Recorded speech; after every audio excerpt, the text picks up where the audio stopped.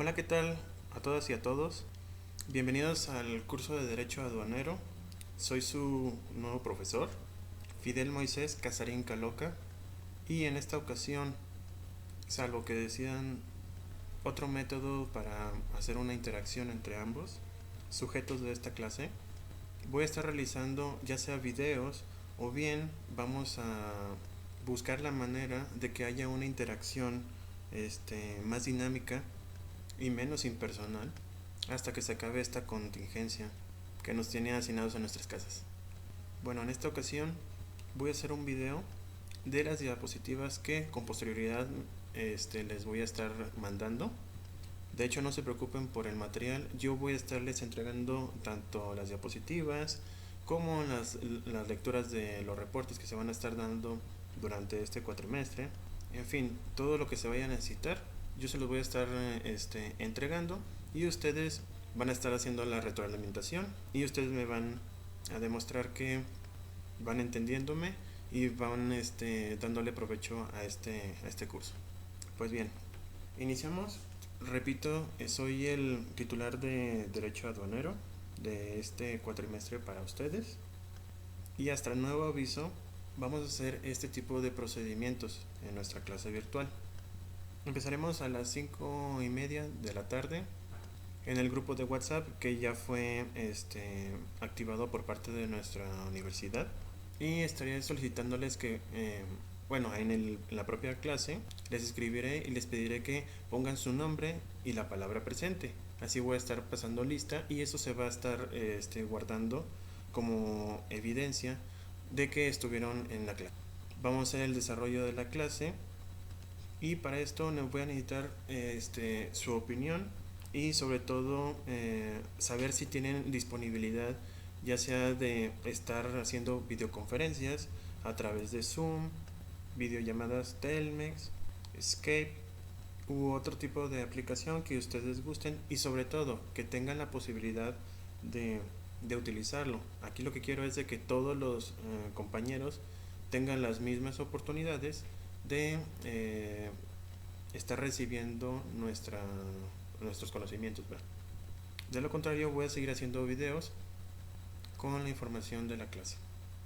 Una vez que se hace el desarrollo de la clase, vamos a hacer una pequeña actividad para su participación. Generalmente voy a estarles mandando formularios para poder preguntarles algún tema de que se vio en clase o bien voy a pedirles algunas definiciones que posteriormente vamos a estar utilizando. Y se va a finalizar esa clase con un mensaje en el chat de WhatsApp diciendo de que se concluyó la clase.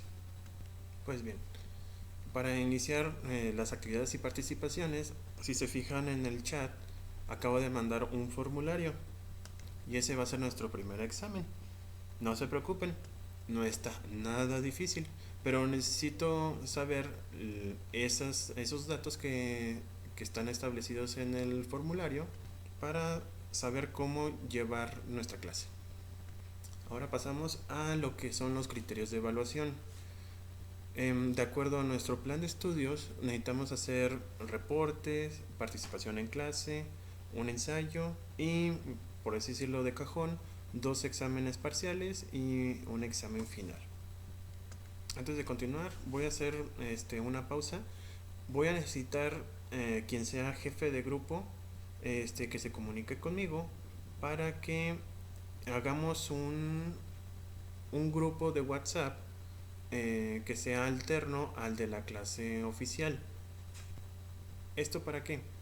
Para cualquier duda que tengan y no estar saturando ese chat, lo podamos estar acomodando, por así decirlo, o estarlo utilizando para cuestiones un poquito más específicas. Por ejemplo, aquí en los criterios de evaluación, ustedes van a tener que redactar algunos reportes y yo ahí les puedo estar señalando si tienen alguna duda o si necesitan más datos de algo, ahí yo los puedo estar apoyando, pero no en el chat oficial. Este sería como, repito, como un grupo alterno que nos apoyará para ver cuestiones más finas. dicho lo otro.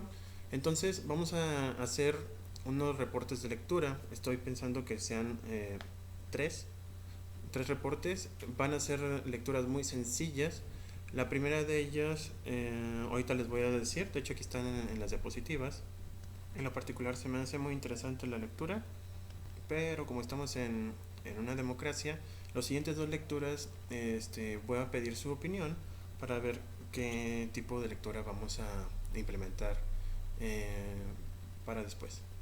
La ponderación es del 10%. Si cumplen con sus reportes, con los tres, ya tendrán el 10% de su calificación. Como siguiente rubro, está la participación en clase. Esa va a valer el 30% y pues en teoría es muy sencilla. Si ustedes tienen la asistencia tanto en el WhatsApp al momento de poner presente, y también realizan las actividades que ahí mismo se vayan realizando, voy a mandarles el formulario y lo van poniendo, lo van contestando.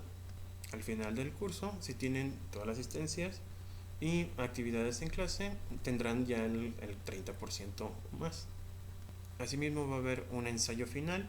Yo les voy a estar dando cuáles son los criterios a seguir para que al final del curso, en el examen final, me entreguen ese documento, ya sea virtual si todavía estamos en cuarentena, o bien física ya cuando presentemos el examen.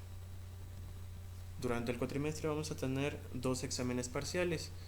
Ahí son el 30%, es decir, el primero nos va a valer 15%, o el segundo de 15%, y por último vamos a tener un examen final del 20%. Y si mis cálculos no son erróneos, ahí tenemos el 100% de nuestra evaluación para el curso. Ahora bien, respecto a el primer criterio de evaluación, vamos a tener lo que es un reporte de lectura. Les soy sincero, generalmente los pido a mano, porque eso me da a mí la certeza que realizaron la lectura, y en el peor de los casos, al momento de trazar o pasar el reporte a mano, por lo menos sé que se les va a quedar algo de aquella lectura. Por la situación que estamos viviendo, se cambió de manera digital, y para darle certeza a la forma o los criterios que siempre utilizo para evaluarlos, siempre les doy una ponderación. En este caso, siempre ocupo dos criterios: el formato y el contenido. Y a partir de ahí voy desglosándolo. En principio de cuentas, el reporte de la lectura va a ser de 1 a 3 páginas como máximo. Y hago hincapié a como máximo sean 3 páginas, porque en lo particular el hecho de que sean más de 4 o 5 páginas no me implica para nada de que hayan tenido conocimiento de la lectura, y evalúo su forma de sintetizar las lecturas. Créanme que con 5 páginas es exagerado. Con una, es más, con un párrafo, yo podría distinguirles si leyeron o no la lectura o la obra en particular. Por ello les doy como un mínimo, obviamente, una página, y 3 a lo máximo. La fuente que necesito es Arial 11. Una portada, esa va a ser extra de las páginas que vayan a utilizar para desarrollar su trabajo. En esa portada voy a editar el título de la lectura, nombre de la alumna o alumno, ahí me equivoqué, ya hice la corrección respectiva, grado y grupo. Respecto a los párrafos, necesito que cada párrafo como máximo tengan 10 renglones y un interlineado de 1.15. El documento va a ser Word, y con ello tendrían la primera parte de los criterios que utilizo, que sería el 50%. Si tienen todo esto, ya tienen por lo menos un 5 en el trabajo. Respecto al contenido, van a ser 2 o más párrafos con la síntesis de la lectura. Si veo algún tipo de falta de ortografía, se va a señalar y va a disminuir también el porcentaje. Y al final del trabajo voy a necesitar que hagan un párrafo de conclusión. La conclusión es muy simple. Lo que les haya gustado o lo que no les haya gustado de la lectura, ahí me lo van a decir. Como este párrafo es personal, aquí no va a aplicar lo de los 10 renglones como máximo. Puede ser un solo renglón o si se quieren explayar, lo pueden hacer. Pero solamente en este párrafo de conclusión, porque esto generalmente es lo que más me interesa conocer de ustedes.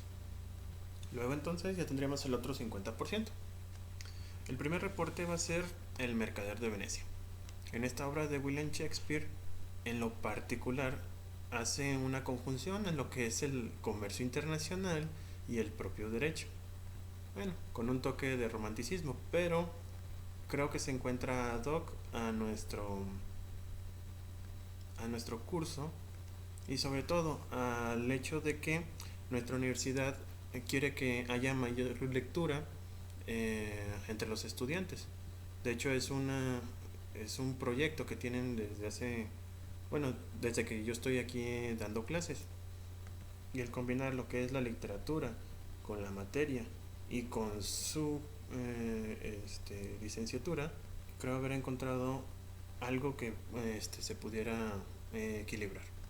Repito, es el primer reporte. Ya en los próximos nos podremos estar poniendo de acuerdo si ustedes quieren en uno en particular, si quieren algo más ad hoc a su carrera, o otra novela literaria, bueno, novela, historia, bueno, lo que ustedes, el tema que ustedes quieran, lo estaríamos implementando para las siguientes. El libro lo pueden revisar o encontrar en bueno, no es un libro como tal. La obra la subí en nube virtual. Tengo la ventaja de tener Claro Video, bueno, en este caso Claro Drive. Ya nomás es cuestión de que le den clic a este link y van a poder obtener el PDF de la obra. Son aproximadamente 100 páginas. No la voy a querer para la siguiente semana. Lo más probable es que se los pida. Bueno, se los voy a estar pidiendo hasta dentro de 2 semanas. Así si se leen 10 páginas, por así decirlo, cada día, van a tener chance de leerlo completo en esas 2 semanas y les alcanzará otros 4 días para poder hacer su reporte. Dicho lo anterior, vamos a comenzar ahora sí lo que es nuestro curso en particular. Como cualquier curso, tiene objetivos generales y específicos. Vamos a comenzar con los objetivos generales, que en esta materia será que la alumna o alumno va a reconocer, analizar y realizar los aspectos teóricos y doctrinarios del derecho aduanero, las instituciones jurídico-aduaneras fundamentales, la organización del sistema aduanero mexicano y el derecho procesal positivo mexicano que incide en el despacho de las mercancías. El curso, si bien es cierto, habla sobre derecho aduanero, la verdad es que no voy a ser tan técnico respecto a la materia en lo jurídico, sino que voy a ser más general porque va a ser lo que van a necesitar ustedes. Si bien es cierto, vamos a ver procedimientos, lo que son las PAMAS, procedimientos de nulidad o de amparo, es nada más para que tengan conocimiento o sepan qué son y lo tengan guardado dentro de su memoria para cuando lo vayan a necesitar. En cuanto a la utilización de leyes, solo voy a establecer lo indispensable y si quieren algunos elementos adicionales, con todo gusto yo me voy a encargar de administrárselos. No quiero que esta materia sea una carga jurídica, literalmente, sino que les dé el gusto de qué son las aduanas y cómo es que desarrollan nuestro comercio cotidiano. Es muy importante lo que son el comercio aquí en México. Si se fijan, hubo rezago muy importante del comercio exterior mexicano, prácticamente en el siglo XX, hasta finales del siglo XX, cuando se abre el comercio internacional México, empieza a haber muchos productos que actualmente pues se nos hace muy sencillos, pero en aquel entonces no era inimaginable. Ahorita me viene a la memoria lo que eran los microondas. Eh, Antes de los años 90 era algo, era de ricos, por decirlo de una manera burda. En cambio, en otros lados como Estados Unidos lo tenían en los años 60, 70, ya era muy cotidiano. O sea, a partir de que llega los años 90 ya empieza a haber una mayor gama de productos. Y esto se da precisamente con el comercio internacional. Bueno, nuestro curso está dividido en cuatro partes. El primero de ellos es ver quiénes son los sujetos eh, que intervienen en el derecho aduanero. Vamos a ver tres, lo que son los agentes aduanales, el apoderado aduanal y el dictaminador aduanero. Cada uno con sus particularidades. Si se fijan, vamos a ver qué son la patente, los requisitos que van a requerir, valga la redundancia, pero sobre todo vamos a ver lo que es la personería de cada uno de ellos. Es decir, cómo se embisten eh, en este derecho para poder obtener ese trabajo en nuestro derecho mexicano. Bueno, ¿cuáles son el objetivo de esta unidad? Es de que ustedes puedan estar en conocimiento de los principales sujetos de derecho en materia aduanal, así como los requisitos legales necesarios. Así, a grandes rasgos, es lo que vamos a ver en esta unidad. Pero antes de entrar a la unidad, necesito que veamos, un poquito de historia y unas definiciones previas. Yo sé que han tenido algunos acercamientos jurídicos respecto a definiciones como el propio derecho, pero para reafirmar dichos conceptos tengo que retomarlos. Y me gusta mucho hablar un poco de historia. Ojo, esto de historia no va a venir en los exámenes. A mí siempre lo pongo para que tengamos un contexto de dónde estamos y por qué estamos aquí. Y para ello necesitamos que dar una vista hacia atrás y ver cuáles son los orígenes de, por ejemplo, en este caso de las aduanas, del impuesto aduanal. Y es cómo fue creado, es lo que me interesa que ustedes sepan.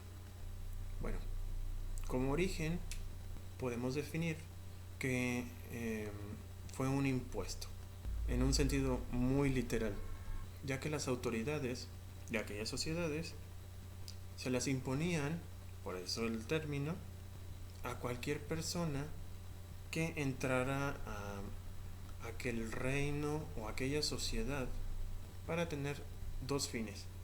El primero de ellos era una medida preventiva y las acepciones son varias: comercial o bien de salud. Y lo podemos ver actualmente. Muchas de las transmisiones del actual COVID entraron tanto por personas contagiadas como por algunos productos que fueron embalados en aquellos países que estaban ya contaminados. Si retrocedemos en Venecia, por ejemplo, el término de cuarentena viene precisamente de aquellas enfermedades que se encontraban polulando en esa época. Y para que las personas pudieran desembarcar ciertos productos, tenían que tener ciertos filtros. Y para eso, pues, implicaba trabajo y sobre todo, pues, el pago de una cuota para que se realizara ese tratamiento. Por otro lado, también se utilizaba como medida preventiva para que ciertos productos que llegaban de distintos países no llegaran a afectar la economía de esa población. Y ustedes lo han visto actualmente. Bueno, si mi memoria no me falla, hay algo que se le llama dumping, Y es precisamente ese tipo de, de actividades desleales, se puede decir, que pueden afectar a un comercio. Actualmente, pues eso le llamamos medidas de compensación, pero en aquella época ni siquiera tenía un nombre definido. Entonces, se le podía llamar así para poder estar bloqueando, por decirlo de una manera, dichos productos que pudieran perjudicar a esa sociedad. Y por otro lado tenemos las medidas recaudatorias, que esas eh, pues siempre han existido y siempre han convenido por parte de las autoridades. Bueno, no sé si lo han visto en en otras materias, pero en cuanto a las medidas recaudatorias y en específico en México, existían los famosos cónsules, el cónsul de Sevilla y el cónsul de la Ciudad de México. Ahí se daban las empresas más importantes, bueno, o contratos, bueno, así en aquella época les llamamos empresas, se llamaban empresas, aquellos contratos que hacían los capitanes para trasladar mercancías de España, bueno, miento, de la América descubierta hacia Europa. Y todos esos contratos tenían que pasar por dichos cónsules y así recabar todos los impuestos. Y si vieran cuánto dinero habrá pasado por esos lugares, que hicieron que pues prácticamente la mejor moneda en su época fuera la española. Bueno, respecto a la historia de las aduanas, podemos establecer como un primer punto a Grecia, ya que ellos utilizaban este tipo de ejercicios para obtener dinero. Así lo decía Aristóteles al señalar que los ingresos ordinarios de los estados griegos se limitaban a los patrimoniales sobre el consumo y los aduaneros, añadiendo que de estos últimos obtenía el estado ateniense su mayor número de ingresos. Y esto porque estaba eh, más organizado, se puede decir, la entrada de productos a ciertas ciudades, en este caso al estado ateniense. Imaginemos la ciudad de Atenas rodeada y que la única entrada que hubiera una única entrada en donde estuvieran pasando tanto extranjeros como propios. Al momento de llegar un mercante a esa ciudad, pues tenía que pasar por esa puerta. Y al momento de entrar, pues ya estaba cautivo. A diferencia de los propios atenienses que para poder hacer una especie de recaudación por ciudadano, primero tenía que haber censo, tenía que saber si existía, si estaba trabajando. Imagínense en aquella época cómo organizarse de tal manera de que a cada uno les pudieran imponer o hacerle un impuesto. Era muy complicado. En cambio, cuando llegaba algún extranjero con algún producto, era más fácil orillarlo a que declarara lo que estuviera trayendo y posteriormente a cobrarse el impuesto debido. Así también pasó en la época romana, en particular en la primera monarquía. Pero ahora imaginemos que nos encontramos en la costa.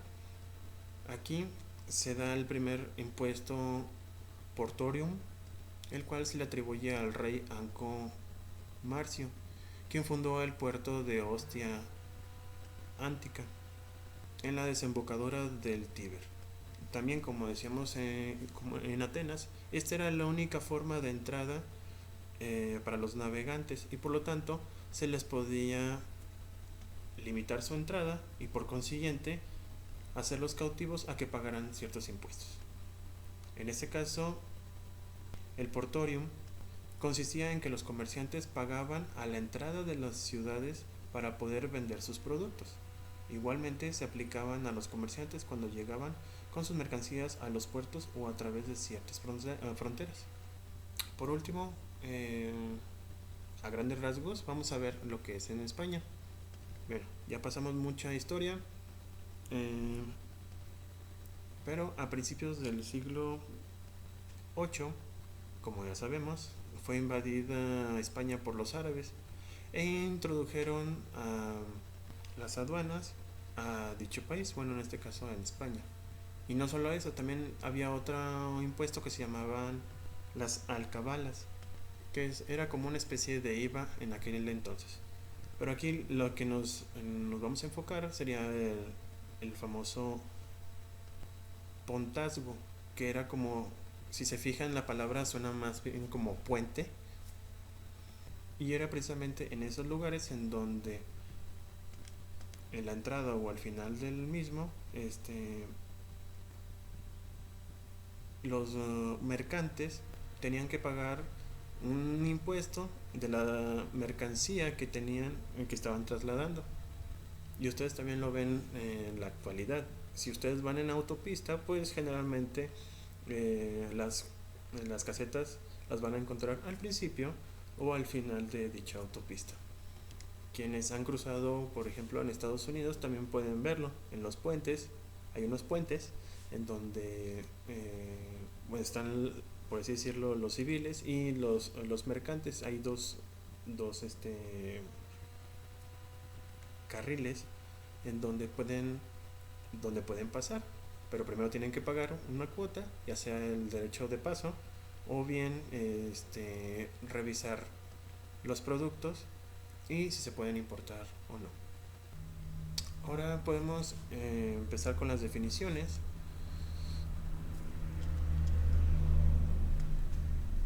Yo sé que han visto muchos tipos de definiciones sobre derecho, bueno, de varios conceptos, pero a mí me gusta mucho este.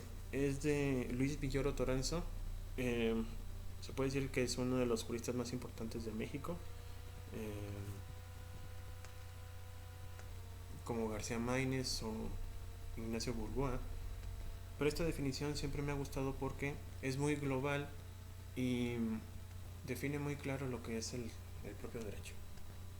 Pues nos señala que es un sistema racional de normas sociales de conducta declaradas obligatorias por la autoridad por considerar las soluciones justas a los problemas surgidos de la realidad histórica. Es un sistema racional, dice él, primeramente porque fue creado por el hombre, por eso lo racional. Y el sistema se enfoca a la jerarquía. Si se fijan, nosotros tenemos lo que es la Constitución, y luego siguen las leyes federales, generales, luego siguen constituciones locales, leyes locales, reglamentos y por último misceláneas. Tienen una estructura que sin la cual no podría subsistir, ya que una complementa a la otra y la otra a la otra, pero tienen una punta piramidal en la que sin ella no existirían las demás. Asimismo, se llaman normas sociales de conducta porque es precisamente lo que va a regular la conducta externa de las personas, la forma en que se desenvuelven estas personas respecto a la propia sociedad. Siempre pongo este ejemplo, si vieron la película de Náufrago, y creo que les voy a spoilear, pero aquella vez en que empieza a agarrar algunos paquetes para su subsistencia, si se fijan, pues está haciendo una conducta delictiva, viéndolo desde el punto social. Pero en esa isla en donde no existía alguien que le pudiera reclamar, pues no existía una forma de regularse. También se dice que son declaradas obligatorias por una autoridad.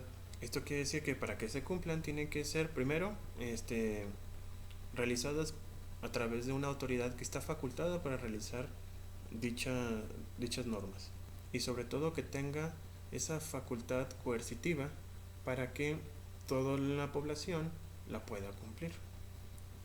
Bueno, salvo que sea, como yo soy su profesor, pero supongamos de que no fuera su profesor y en este mismo instante les dijera que les diera una orden, pues dudo mucho que me fueran a obedecer. Asimismo, se dice que estas normas se consideran soluciones justas a los problemas surgidos de la realidad histórica. Esto implica que todas las normas son creadas para resolver conflictos preexistentes y que se declararon justas, es decir, de que al momento de aplicarse se consideró que da un equilibrio entre los derechos de las personas, dejando, por así decirlo, un sabor de justicia. No sé si me da a entender. En teoría las leyes así deben de aplicar. Cualquier ley que se promulgue debe tener una utilidad al grado de que todas las personas lo vean bien y se considere que lo que están haciendo es correcto en el momento en que se aplican. Por eso estamos hablando de que se van a aplicar en una realidad histórica actual. Hay algunas normas que se les han olvidado actualizar y que en principio de cuentas pues no se maneja algún tipo de justicia. Por ejemplo, algún tipo de narcótico.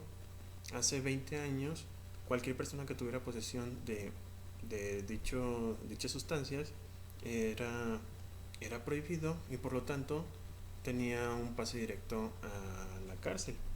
Y actualmente existen nuevas normas en donde señala que si es consumo personal, no necesariamente tiene que ir a la cárcel. Se fijan, va modificándose ciertas normas que se van adaptando conforme va pasando el tiempo. Bueno, para complementar la clase del día de hoy, voy a necesitar que me definan 3 conceptos: lo que es el derecho público, el derecho aduanal y qué es una aduana. Para esto, en el chat de la clase voy a poner un formulario. Ustedes van a entrar al mismo, como hicieron al principio, y van a buscarme ya sea por internet. Si tienen conocimiento de esas definiciones, ustedes las ponen en su respuesta, y con eso vamos a terminar el día de hoy nuestra clase. Espero que les interese este tipo de videos, o bien, repito, podemos hacer videoconferencias, pero necesito que todos tengan la posibilidad de que podamos realizar este tipo de interacción a través de videoconferencias, o que tengan la certeza de que todos van a tener esta posibilidad de trabajar así, para que si quieren el día de mañana así le hagamos. Muy bien, esto fue todo por el día de hoy. Repito, necesito que ahorita hagan esta actividad, que son las 3 definiciones: derecho público, derecho aduanal y aduana. ¿Sale? Un gusto, repito, estar con ustedes, y les prometo que nos va a ir muy bien en esta nueva etapa. Excelente noche.